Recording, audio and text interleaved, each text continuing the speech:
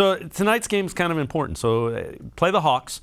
Hawks are one of those teams in that 6 to 10 range, and it's hugely important to be 6 or 7 because then you only have to win one game to get in, and you have another crack at it. If you're 9 or 10, you play each other, and then you got to go up and play the others, and then if you lose, you want to be 7 or 8 if you're in the play-in tournament. Right, exactly. I mean, you don't want to be having to be one of those teams that has to win 2 games to get in the playoffs, in the play-in tournament.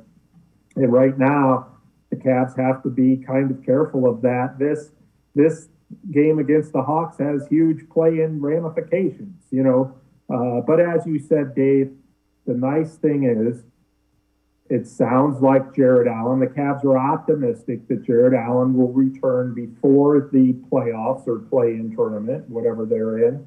And it's kind of an assumption that Mobley is going to be okay enough to play or return at some point next week, too. So that's the good news.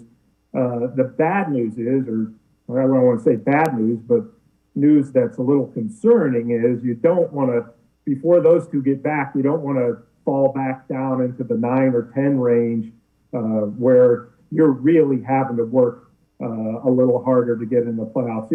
There's still these 6 games. I've never seen the Eastern Conference race so tight. Forget up top where that's going to go down to the wire, but just the fact that positions 6 through 10, you throw the Hornets in there as well. This is all a jumbled mess that you can take care of. If you take care of your business, you can take care of your own seed if you're the Cavaliers. So, they just got to get a win or 2 in here and then hope they could get a little bit of help when it comes to teams like the Raptors in front of them and the Hawks behind them. So, yeah, this game will have a playoff atmosphere, I'm sure, against the Hawks.